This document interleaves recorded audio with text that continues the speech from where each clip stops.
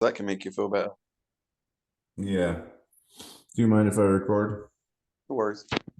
Cool. Yeah.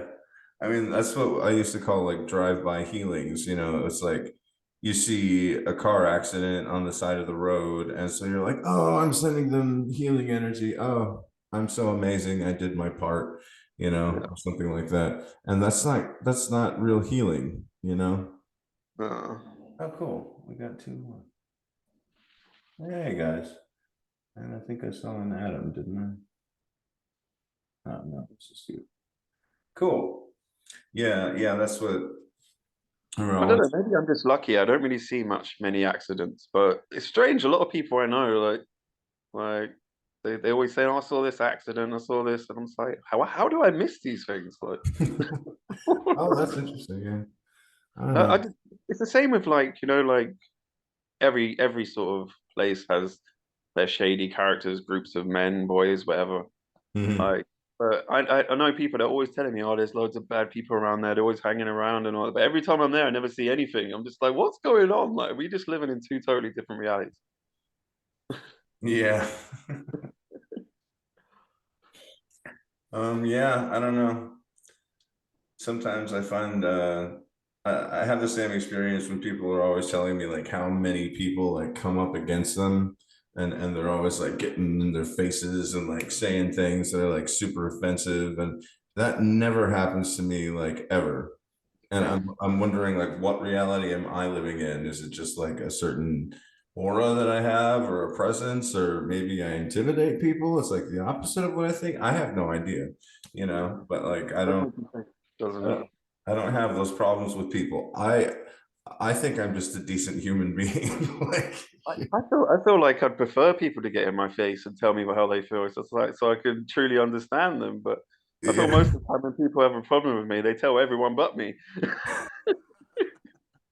Well, okay. Yeah, maybe that's it. Maybe just nobody's saying it to my face. Uh, That could totally be it. Ah, man. Okay, well, you're right on time, Bill. That's awesome. I'm sorry if you've had trouble getting in a couple times. A couple times I Yeah, stepped I in. did. Yeah, and a couple times I saw that you tried to get in like an hour later or something like that. So, Really? Well, I'm on time today. Okay. but yeah, no worries. We're here now. I don't know if anybody else is coming, but it doesn't matter. I messaged Adam, but I don't see a response, so he's probably with his kids or something like that. Calling all Hakatawa. Yeah. He'll come now. They cannot escape, even if they are not present. We'll start knocking on his aura, he'll figure it out. Alrighty, so I guess we only got two of you guys here. It doesn't matter how many like opinions come through or whatever. Like, what do you guys want to learn or know about the Akadawa, or like what are ideas that you may have had for how to use it and that kind of thing? I want to know how to pass an attunement. How to pass an attunement? Yeah, Yeah. that'd be interesting to recap on. You mean like give an attunement to somebody else yourself? Yes. Yes. Oh, okay. We can talk about that. What was yours, Adam? I mean, Aaron, sorry. Yeah, that's quite an interesting question. I Yeah. mean, I've got a rough idea, but it's always good to like go over it again. Mm-hmm. Well, we could get to yours too. I mean, we typically say, or at least everybody else does, typically say that you shouldn't try to give attunements to other people until you've reached level three.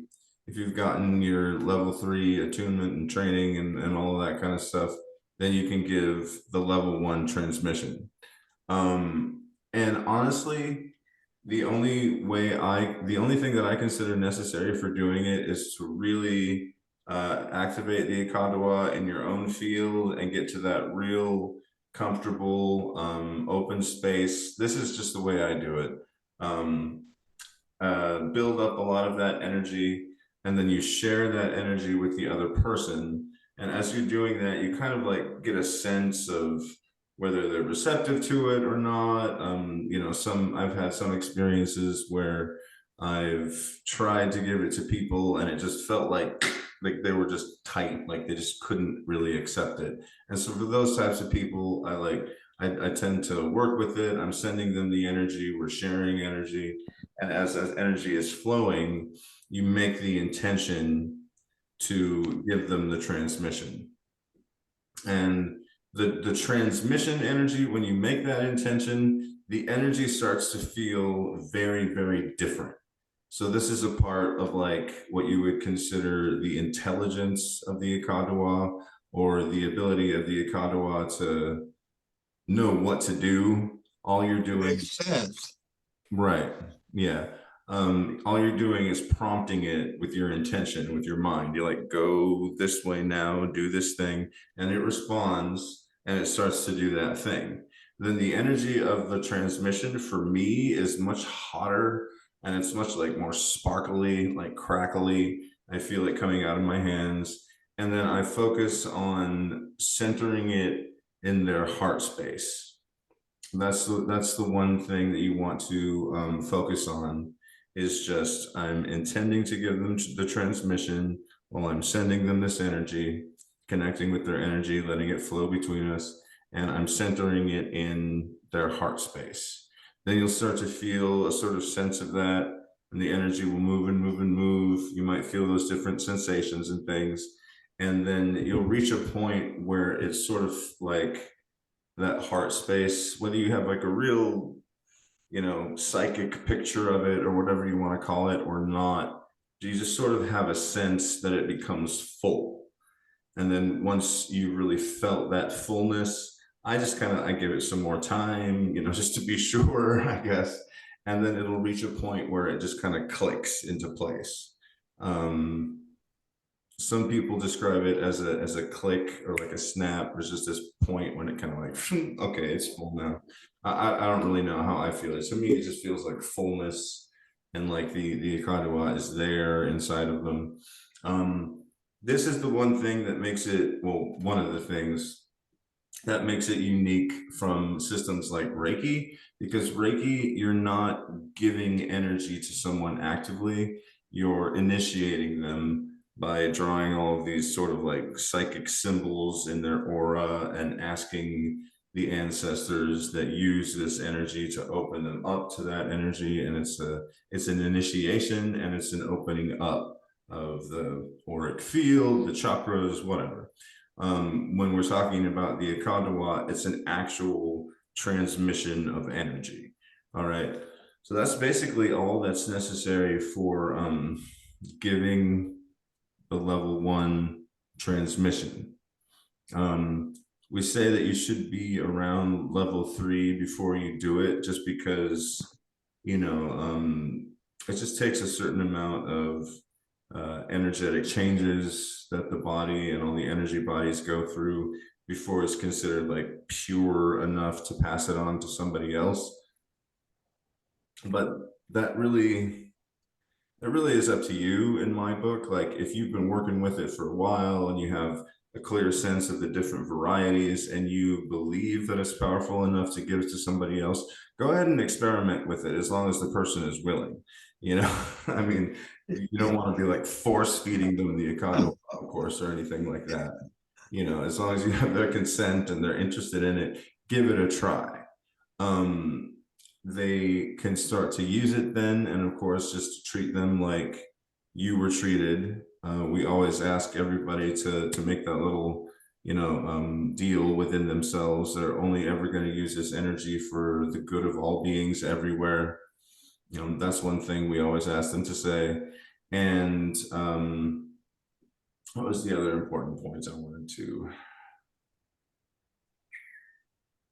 Oh, ask them to use it at least once a day for 7 days, because once you've done that, it really starts to, you know, move through your system. You've taken that time, you started to cultivate that energy, and then they really start to feel it after 7 days. Some people feel it right away. Other people, it takes a while. You know, it just depends on the person and their energy and their genetics and what they had for breakfast. You know, it could be all kinds of things. And then after that, if they feel that it doesn't stick around, as in like, let's say after 7 days, it was kind of like they were grooving on it, and then all of a sudden it seems to have gone away, then you didn't make it stick. You didn't make the transmission stick. All right. And so to really be able to do that, you probably need to be at level 3, which only means that you need to do some more work yourself, you know.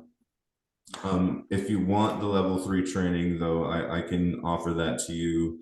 That's more, I think it's a $500 package with like Coyote and all his people. I don't charge that much, but I'm not giving you like a whole in-person 3-day, you know, session thing.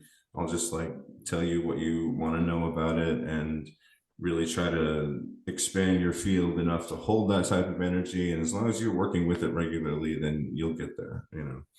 I also don't think that you need the level 2 attunement, and the level 2 is an attunement, not a transmission. You're basically like tweaking the aura to like make everything else happen. That's not necessary. If you use the Akandwa enough at level 1, you'll naturally just expand out and become level 2. I feel the same thing with level 3. If you just do it enough, you'll get to level 3. You know, it's not a thing like, I have done this thing to you, now you're level 3. Like it's not automatic, you know, like you got to work for it. Yeah, I mean, that's pretty much that. Do you have any questions about all of that stuff? That's pretty cool, man. Yeah. I was just a bit off topic, but did you see that a new series? I think it's on Amazon, and it's called The Power. No, I don't think so. Yeah, it's about some sort of power that develops in their right shoulder blade or something, or right in their right shoulder. And I thought there was some sort of connection. It was a bit. Really? Whoever writ it must know about Ricardo. Who must know about Castaneda? Hmm.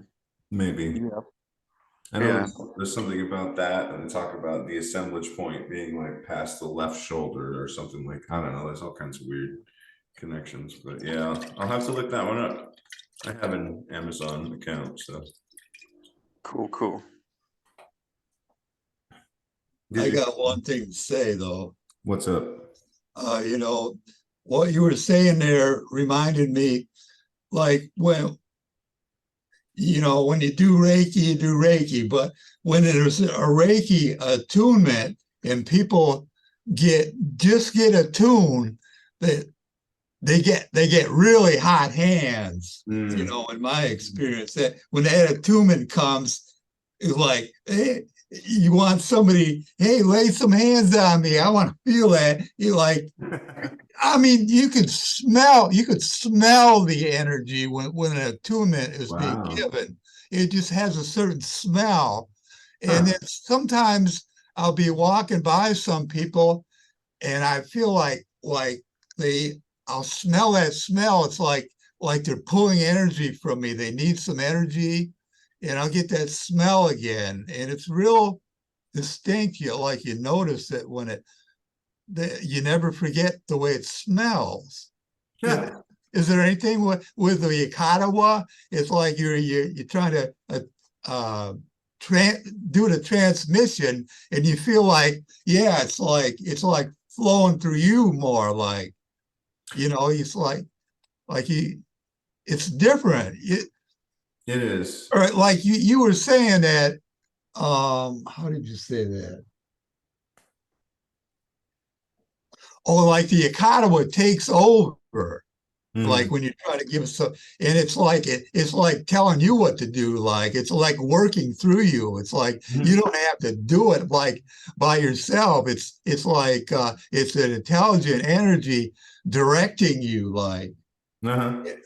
Yeah, that happens a lot. Yeah, especially when you're interacting with somebody else's field. Like even one of the very first just energy healing sessions I gave with somebody, it was in person, and I just activated the Kadwa, and I was like, okay, I think I'm gonna start out like on your heart chakra, and immediately my hands just went zoop, like all the way down to her feet.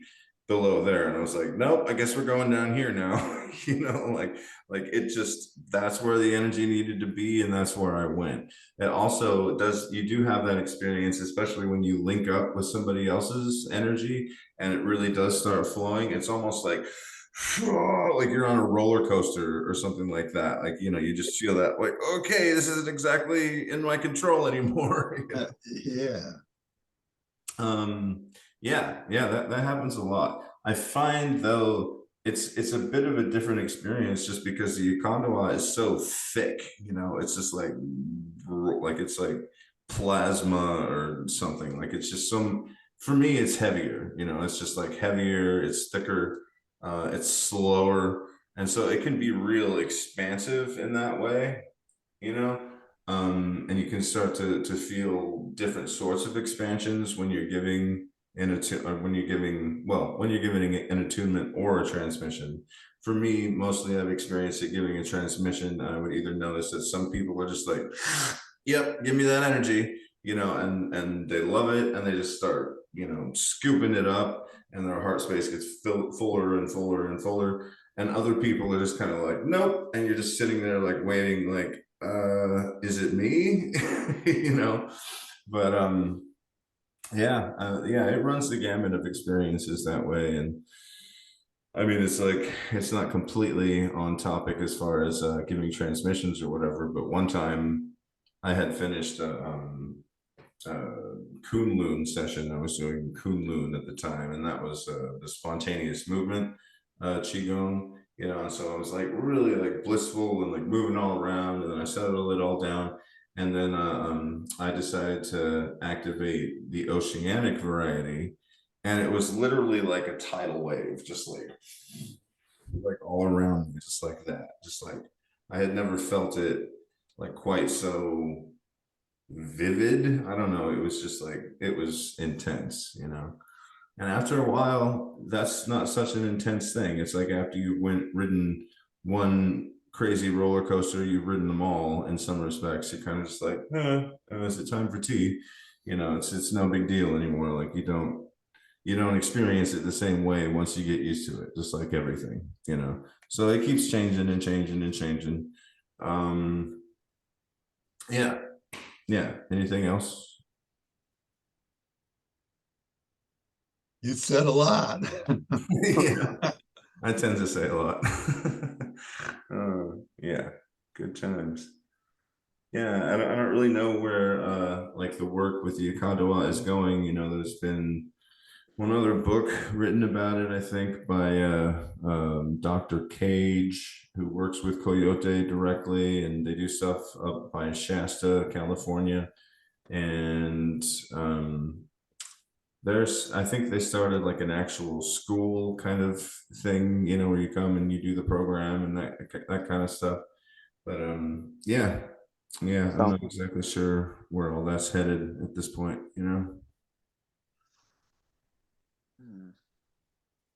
I think I've seen people doing cardio classes in the UK now.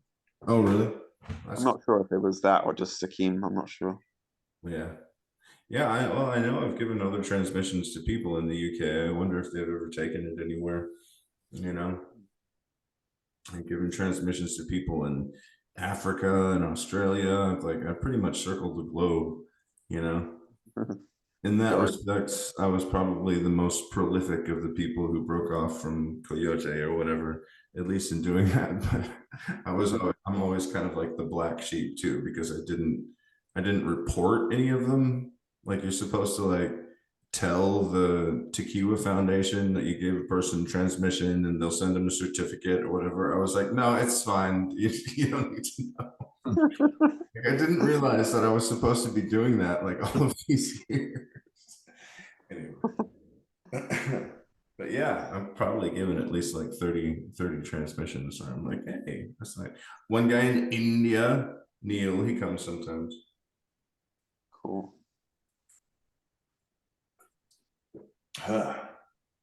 Anyway, okay, so speaking of the Akadua, let's send some energy. We don't have to do any crazy you know visualization exercise or whatever, let's just go for it.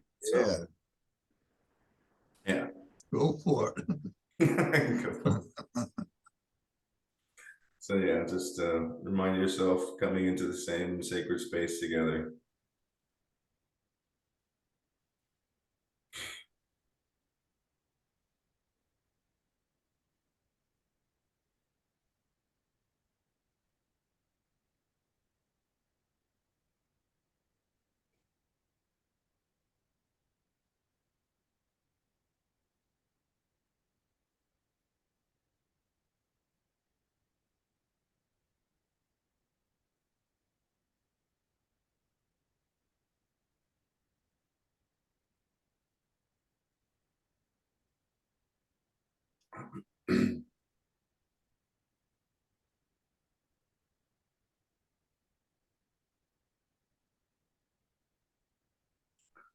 As you're activating the Akadwa, just try to let your mind kind of go blank this time. We're not really forcing it. Just sort of know that it will stay on, and like we were saying before, it will sort of decide what to do itself.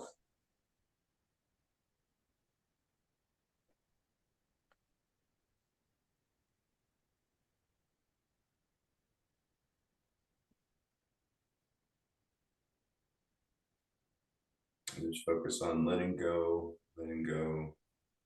sinking down.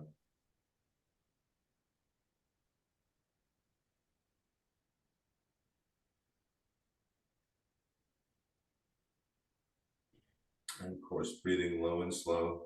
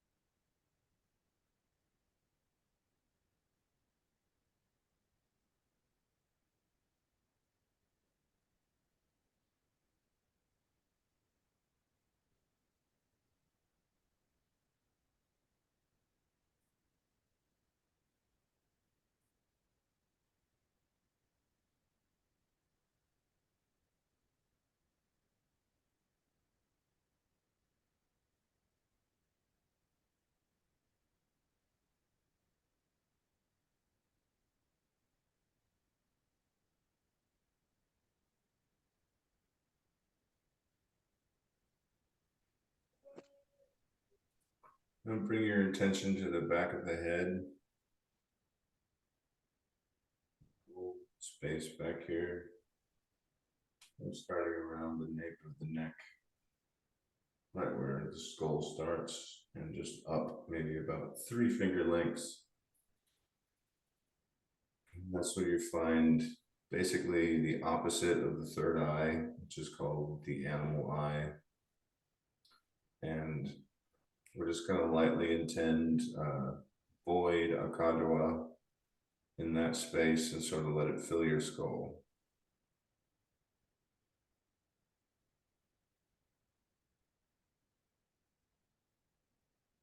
You're not trying to cram it in there, you're just locating that space and using that intention, void akadwa.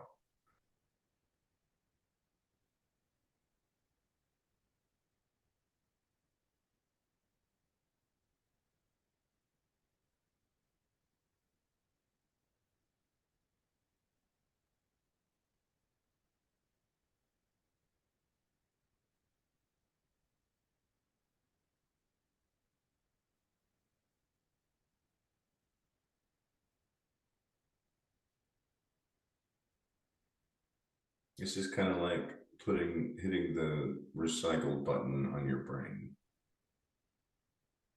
It's a good way to clear out unwanted thoughts and worries and all that kind of stuff.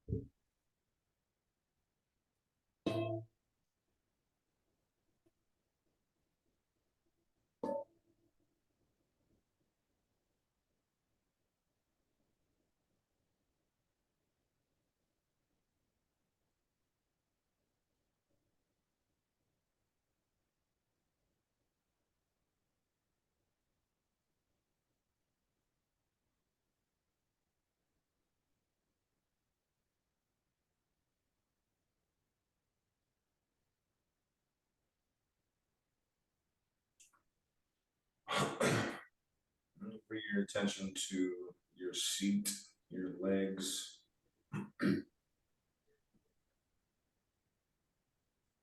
Right, right under wherever you are sitting on.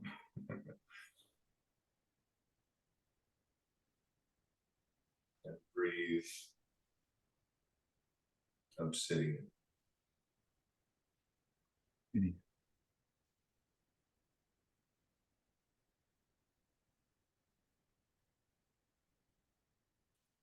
You can include the tops of the legs, the thighs, the hips, everything, the knees. You can imagine that they're all made of obsidian and kagura, but you don't have to, again, have the visualization. Just try to sense those areas and think,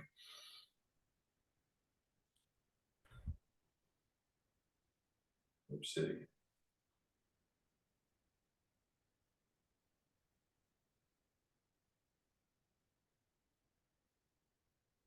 And of course, relax those muscles as much as possible.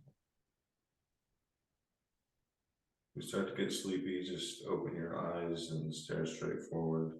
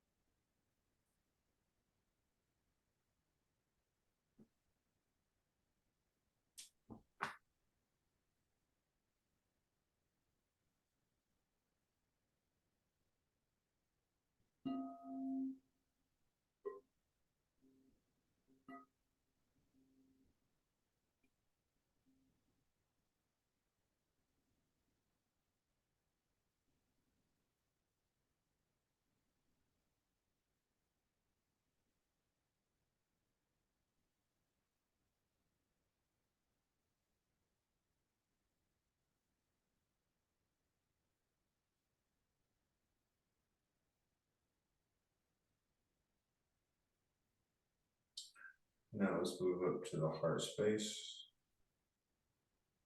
and solar. If you want to help to open the heart space, you can put your hands out to the sides like this. You don't have to stretch them out completely, just be natural.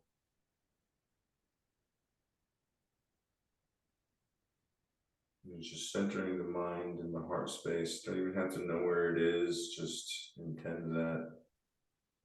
Thinking from the heart space, intending from the heart space, or the middle dantian, heart chakra, and solar.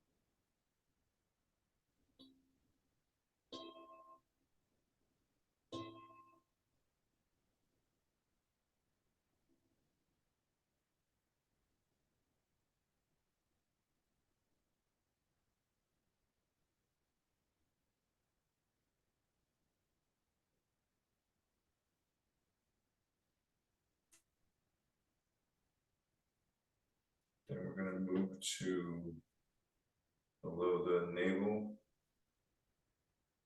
second chakra. One of the most complicated chakras. I'm still working on it.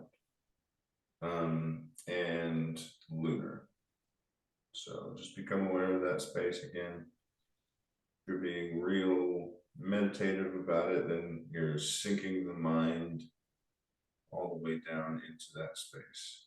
That your consciousness is literally coming out of that space. Everything around you will change when you learn to do that. For the light version of that, we're just sensing that area, thinking about that area, and breathing into that area. And then we're intending lunar. Always a good one.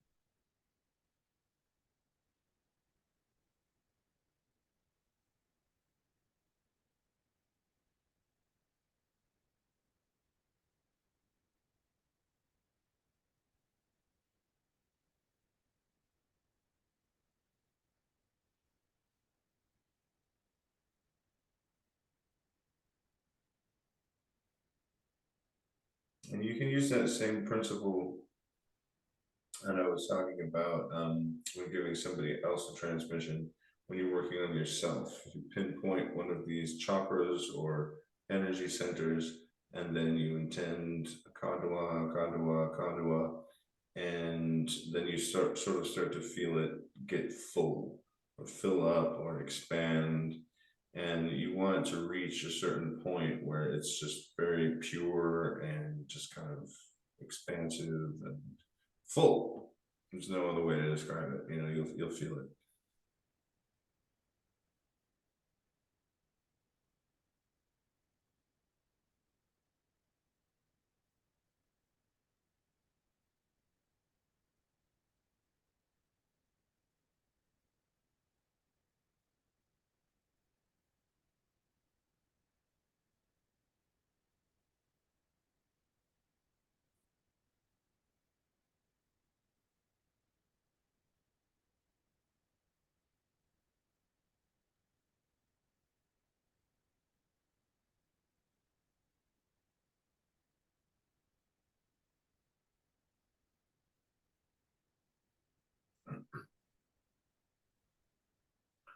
Then we're going to move to the top of the head and the unnamed variety. So same drill.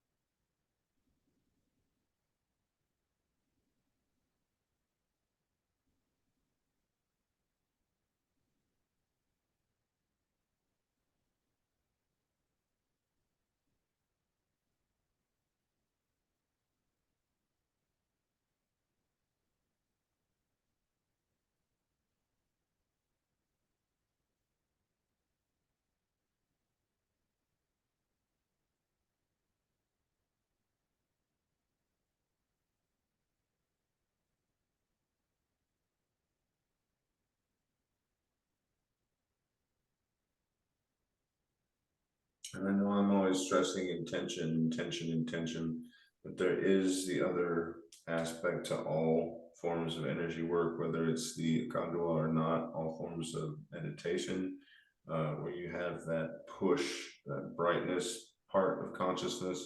Then you also have the letting go and the letting happen.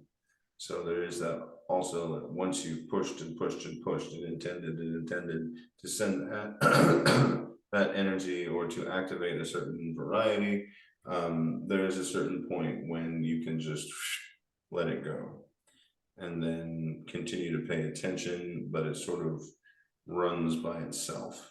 Sort of gets into that same thing that we were talking about, where it just kind of finds its own direction and then it goes. Once you've set the direction with your intention, then just try letting go. There's just a little part of your mind that you let yield or whatever, and that's a different technique. Might be a little more advanced or whatever, but it's always a good thing to toy with, you know. So unnamed variety, crown chakra, then we're moving to this one. And atmospheric. I always have to remind myself, like, okay, not only doing this by myself, everybody else is here. So we're sharing all that energy. That's good stuff too. But we can also think of that as like, you know, sending it out from that chakra or from that. Each of the chakras is like a little mind, like a little lens to your consciousness, you know. And so using that lens, it focuses in the atmospheric variety. So we're all sharing it on that same wavelength.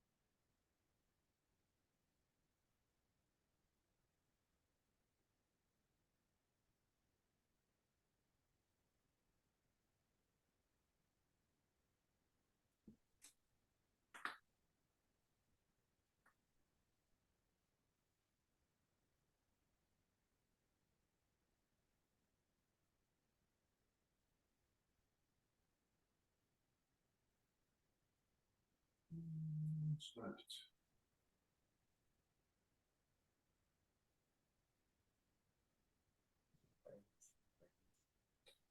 Okay, to the solar plexus. That's volcanic. And again, you don't have to think about, you know, squeezing the kandwa into that space. We're just sensing from there, letting our consciousness shine from there, letting the kandwa expand from there.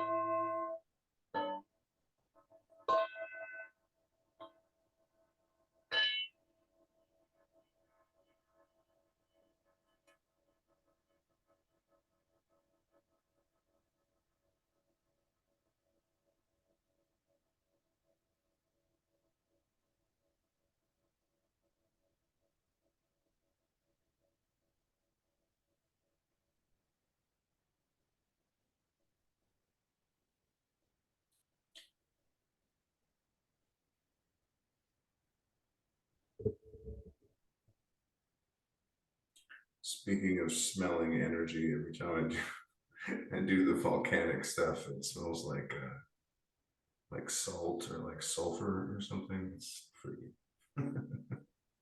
It's probably just my imagination. I don't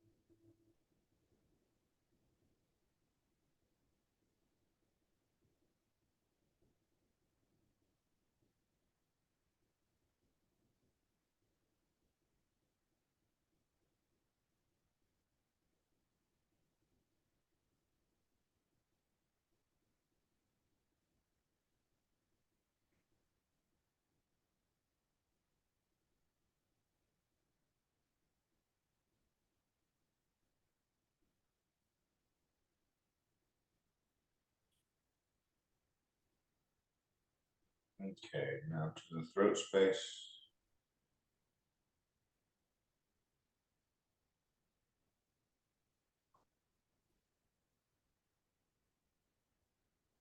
And that's oceanic, of course.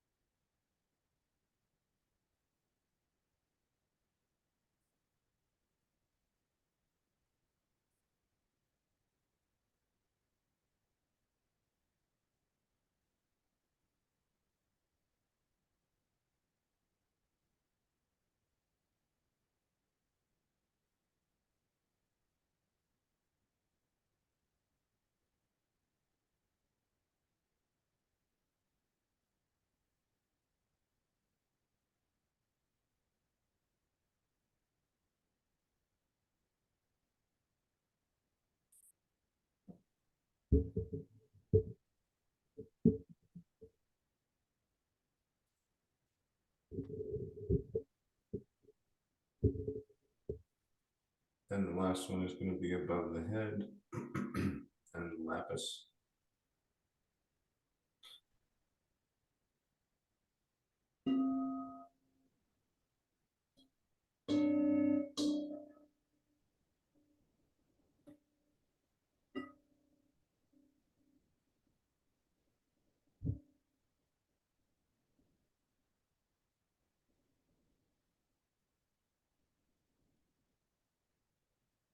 This one you can think of as kind of like arching over you and spreading down around your entire auric field.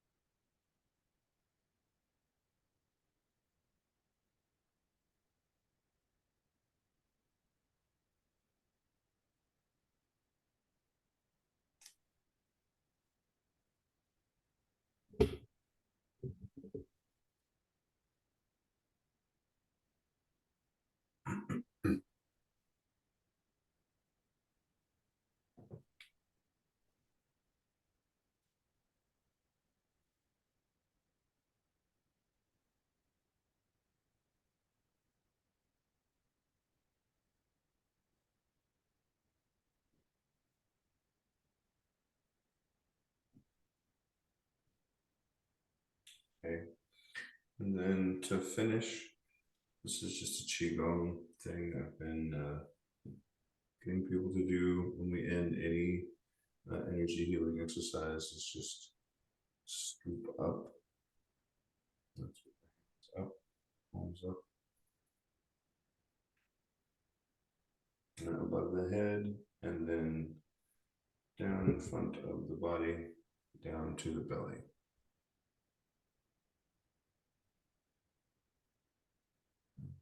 Yeah. Basically, you're gathering up some of the good energy that you,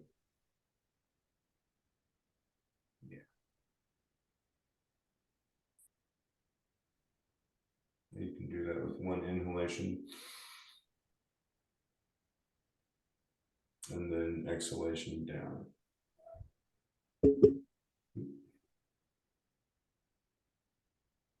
Pause at the belly and then inhale up, exhale down.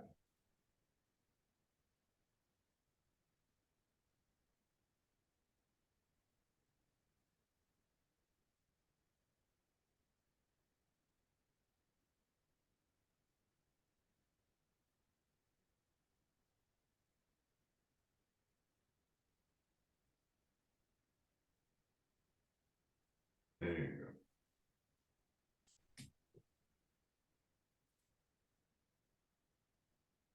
So just think about that space behind the navel for a little while.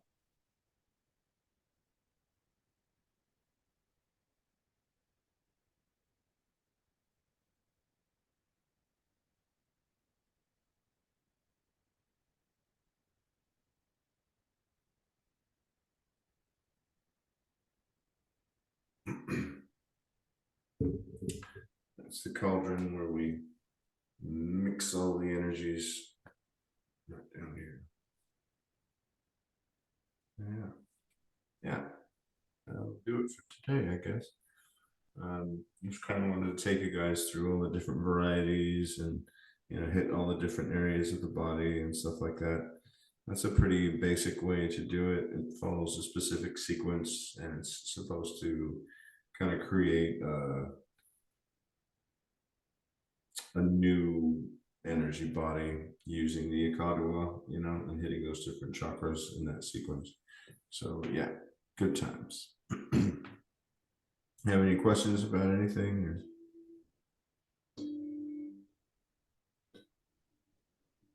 Groovy, man. Groovy, cool. What is your name? Ahan? Yeah, well, it's not my real name. My real name is Aaron. Oh, I can't pronounce whatever you said. But thanks for joining us. I was including you too in the group, you know. Yeah. Picturing a triangle, you know, and we're all parts of that triangle, and the energy is like flowing around. Sweet. Yeah, that works. Yeah. Cool.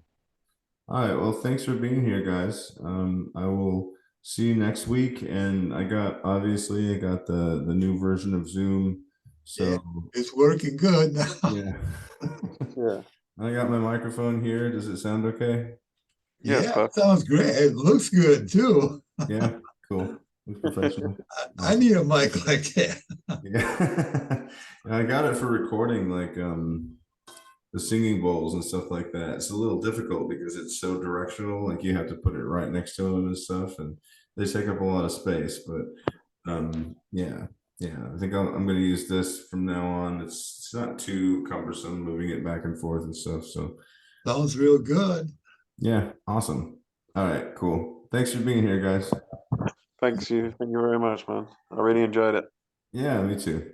Take care, Bill. We'll see you next time. Yeah, we'll see you. Take care. See y'all later. See you.